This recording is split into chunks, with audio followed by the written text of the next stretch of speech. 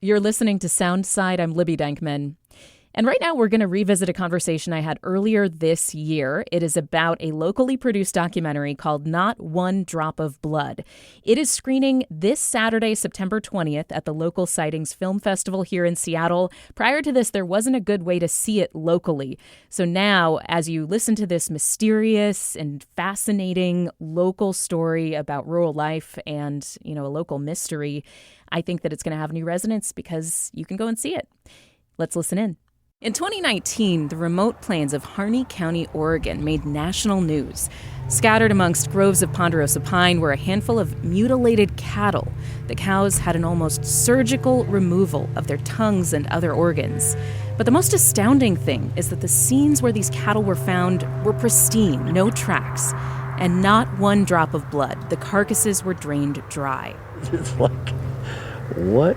Why would anybody do this? It makes no sense. That detail became the inspiration for a documentary by co-directors Jackson Devereux and Lachlan Hinton and reporter Anna King.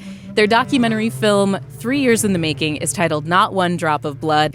Anna King, Jackson Devereux, and Lachlan Hinton, thank you so much for being here today on Soundside. Thanks for having us. Glad to be here. Thank you. So I want to start with Anna. Take me back to 2019 when you were reporting on these mutilated cows for the first time. What was it like coming across this story?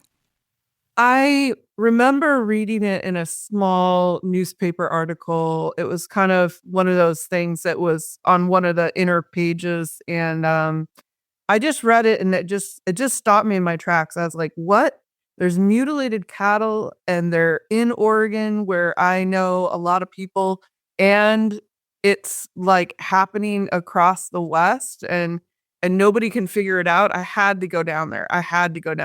And it's still, probably the article that people ask me about the most in my work. Of all the things I've covered, Libby, of all the fires and mudslides and Hanford nuclear waste, like everybody wants to know about these cattle. And I think for people who don't remember the story, didn't read it at the time, it's graphic, but can you describe what these mutilations were like of these cattle and why it drew so much attention? It's kind of beautiful in a terrible way, Libby. When I went down to the Sylvie's ranch in central and eastern Oregon, this ranch is so large that you can drive across it at 50, 60 miles an hour and you can still be inside the ranch after an hour. And so when I went down there, I drove up these mountain roads into the pines, and I was standing there with a man named Colby Marshall, and he was one of the managers of the ranch at the time. And we looked down and we scuttled down into this draw, and there was this carcass on the ground. And it was so shiny, it looked like a 4-H steer at the fair. His red coat shining in the sun, but he looked like a deflated toy, like a unstuffed teddy bear. And I just remember thinking, how terrible is this that an animal in the prime of its life, a 5 or 6 year old bull, and in just such a mysterious fashion, his tongue was removed. His sexual organs were removed. All the cowboys that came upon him first told me, there was no tracks, there was no helicopter landing pad, there was no 4x4 tracks, there was nothing. It's just really strange, Libby. Yeah, I mean, it's an incredibly disturbing mystery. Jackson and Lachlan, you're filmmakers from Australia. You've been in New York working as well. What interested you about this? What made you say, we want to make this into a documentary? Lachlan and I had just finished a short documentary in New York. And then an Australian band was actually touring the US. And when they got to New York, they were talking about their time on the road, and they had heard Anna's story on the radio on NPR, and they brought it up. And then when I went to read Anna's stories, Anna's way of writing which is, and you just heard the way she explained, her experience out there. It's very lyrical. And that sensitivity plus the absurdness of the mystery was kind of why I was like, wow, this could be something more. This has this landscape that she describes, seems so interesting. And I'd also never really heard much about Eastern Oregon, as a foreigner. And it was like, this is where I think we should go. And once we reached out to her, yeah. I mean, admittedly, I'd never heard about cattle mutilation until Jackson sent me the story that Anna put out in 2019. It wasn't just the fact that this was a bizarre mystery that, had an inherent interesting hook to it, something that had been unsolved for decades, something that we could really dive into. But the way she described the world out there and the landscape, it was very cinematic. And we, as filmmakers, were always looking to tell stories that can sort of teach us something about humanity or something about ourselves. We've done stories from Rikers Island jail to offshore detention centers in Nauru. So we have an interest in telling stories from sort of isolated pockets in the world at times. Anna has been covering rural Washington for many years. Obviously, she has deep sources in these communities. I'm curious how you, as folks who are not from the U.S., not from this part of the world, felt being in this community. Like, how was your experience in Harney County, and what struck you about life in this part of the Northwest? What struck us is that it's beautiful, and the people embraced us, not without some trepidation at first, as it is a very protective community. But once they got to know us and we got to know them, and relationship building was a really key part of that. Anna as the introduction, and we spent over 2 years. We never wanted this to be a transient experience, and that's why the film divulges into the community. The people embraced us, and we built meaningful relationships with them. Lachlan? Yeah. I mean, it really is as much about these strange mutilations as it is about this isolated community. And, a small sort of family-run ranching community that's been passing down its traditions for generations. And the film really did become, we definitely sort of went for the mutilations, but we kind of describe it as it ended up being a bit of a Trojan horse for us to explore more of like an existential theme to life out there. It's this very small, remote town, sort of at a crossroads between legacy and modernization. It's been, like many rural areas in economic decline for a long time. And we became sort of fascinated with whether or not this way of life that's very special out there can persevere in today's world. At the time when these cows were discovered in this part of Oregon, and the film opens up with this, there's been other mutilations that had happened. There was a series of strange mutilations in Colorado and in a few Oregon counties. What were the leading theories about what caused this string of mutilations, Anna? Like, what did people think was happening? I mean, it's what almost every dinner conversation turns to at some point when I go out to eat with some friends or something. They're like, do you think it was the chupacabra? Do you think it was Bigfoot? Do you think it was, possums with lightning? Do you think it was bugs? And it just doesn't make sense. But Libby, from what myself and Jackson and Lockie have seen, is that the cuts are precise. They're eerily precise, and that the terrain is rough, that it's so far out and so many miles into the darkness that it's just incredible.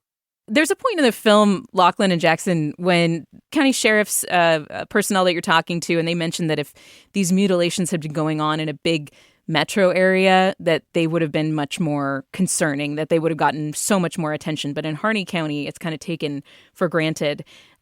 Did you find that to be credible? I mean, what were your thoughts about the fact that this happened in such an isolated place, and the idea that maybe viewers from outside thought of it as just it's a weird oddity that happens in rural life, and they maybe didn't take it as seriously as they would have in another part of the world. Yeah, I love that question because that was a big part of it for us.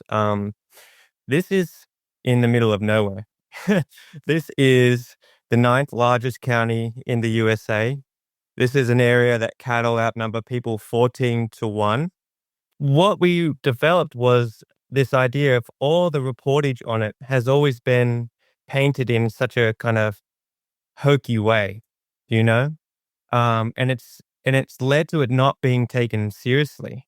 And that's what we wanted to do with this film, is actually just give voice to the community and paint a picture of remoteness and myth and that relationship between the two of them. It's hard to describe how remote it is. So Harney County, it's like 10,000 square miles. And the Harney County Sheriff's Office out there in Burns, there's basically have a few deputies on to cover this entire area. So you have basically a few guys covering 10,000 square miles, and they're stretched very thin. And I think they would love the resources and time to really look into these mutilations, but they just don't have it. It's so remote, it's so vast. These cases often go cold. They just don't have the time and resources to really look into it. We wanted to kind of actually almost turn the landscape into a bit of a character out there in the film. Someone that sort of tugs on the superstitions of people thinking about these mutilations, and sort of like how the remoteness of it plays into the psyche of it, wondering and questioning, like, who could be doing this? Like, what is out there? I remember, Lachlan, that we were driving back from one of the families we'd frequent, the McKays, and it got late, and we were driving back in the dark, and he lives in the wintertime, he lives in this cow hut, which I've never seen anyone live such a like solitude lifestyle. But as we're driving back at night, after getting lost about 20 times, we stopped in the darkness. That was a moment for me. I was like, I hear nothing except for like deafening silence. And I was like, this could be anything. I mean, hey, maybe it's aliens. I will point out that people make their living out here, and it is like a place that is populated. People do live. It's just that the areas between those people are wide open. And like if you call the sheriff, to Locklee's point, if you call the sheriff and you have a 911 call, it could take an hour and a half to 2 hours at 80 or 90 miles an hour for them to reach you in Harney County. At a certain point, you must have known, like, you as filmmakers, you're not going to be solving the mystery, that these are still unsolved cases in Harney County. What was the kind of kernel of truth that you were trying to get at, and kind of pivoting and focusing more on this community and the people there? Lachlan always puts it so well that we found a parallel, and I'll let him tell it, but we found a parallel between the dedication of animal husbandry and rearing livestock, that it's endless, tiring work, and they do everything they can to keep every single animal alive. And that builds some sympathy to, this is not just a cow or a bull that's lost. This is something that they've spent every season tirelessly devoting their lives to. Yeah. I mean, they're really grappling with a lot of challenges out there. And then on top of that, you add this weird, frustrating thing about cattle mutilation, and they kind of just see it as, well, this is just one more thing that we have to deal with. Throughout the film, we do show these harsh rituals of livestock husbandry, and they kind of run parallel to the mutilations in a way. But I think in the end, basically the ranchers just, they don't have the time or the energy to really investigate who is doing this, because there's just endless hard work to do to keep their cattle alive. But I think we've really tried to lean into showing the daily kind of toils to give a sense of like why losing a cow actually bothers them and what this means to them. There was a scene towards the end of the film with one of our ranchers, Casey, who we spent quite a bit of time with. And he spent one morning racing around in an ATV, trying to save his newly born calves from freezing to death in a whiteout blizzard. And I think my hands nearly froze off on the camera trying to film that, even with heated gloves. But for Casey, it's just another day. It's just part of the job. And he has a young son, Jace, who I think he's about 7. But he told us at some point, he said, ranching is more of a lifestyle than a livelihood. So even Jace knows that this way of life for them it's a challenge. Yeah. Anna, anything you want to add to that as somebody who's, again, been in these communities, reported on them for so many years, you live in a rural community yourself, about kind of the truth underneath this mystery that the film is trying to get at? I make a lot of stories, Libby, and editors always push you to have that pat line at the end, and that it all buttons up in 4 minutes. And this is one that I'd really love to tell some more story on, but it doesn't button up in 4 minutes, and it doesn't button up in an hour and a half. It's something that keeps on spinning and keeps on going. And I think that's reflective of real life. Real life isn't tidy. Real life is more complicated, and real life is more beautiful and terrible than you could ever put down with a pen. And so I think what these Australian boys and I have tried to do here is just paint a little bit of that reality into this film, and they've done such a beautiful job at it. Like I said before, Lachlan paints with light, and he knew just when to like drift off the cattle and let your eye go across the landscape. And Jackson was there telling us, shut up, don't ask another question, just let them talk, just let them be in what he calls real life, let them just verite, just let them exist, and let's try and capture those moments. And I learned an awful lot being out with these guys. Okay, before we go, the mystery is unsolved about how these cattle ended up drained and what is behind the mutilations. But I want to know what your leading theories are as people who've spent time covering the story. And I'll start with you, Jackson. Well, I did a lot of research, a lot of academic papers, from the 70s when it was at its height. I'm going to be disappointing and say I think it's a natural toxin from a plant that kills them quickly, and then it is bugs and that eat the soft tissue. And it drains the blood like that? The blood This is the problem. I still stick to that theory, though. The problem with that theory, I think it may well be true, but we have a veterinarian in the film, and as she tells us, the natural cause theory, it's sort of contradicted by what you'd expect to find from scavengers. When scavengers attack these carcasses, you have bite marks, it's messy, there's blood stains, they're tearing through layers of the skin. Whereas, as Anna described, like the cuts that you see and the cuts that we saw ourselves, they're just very straight, they're very precise, very exacting.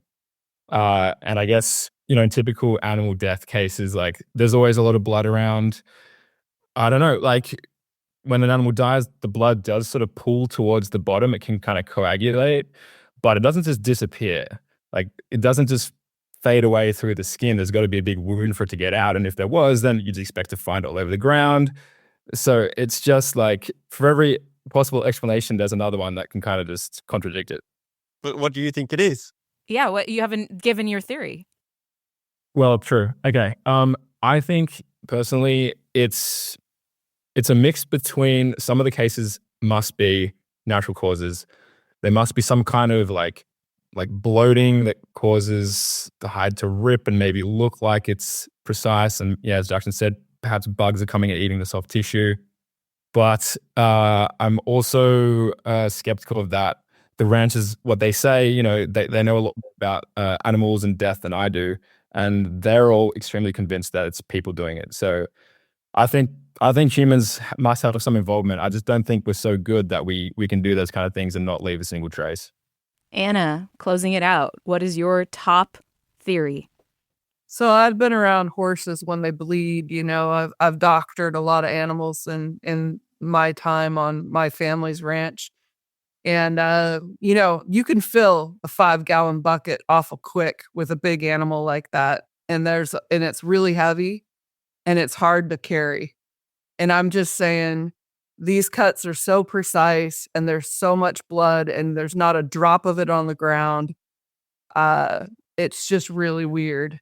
And when coyotes won't touch it, it's bad. And I just feel like this world, Libby, is really wide. And when you stare up in the sky of Harney County and you look at all the stars that are in the Milky Way that's just gleaming back at you, this world is big.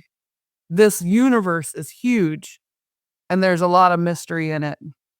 We have to leave it there. I mean, there's nothing else to say. But besides that, I think Anna King is with Northwest Public Broadcasting, and she's also one of the creative forces behind a new documentary called Not One Drop of Blood.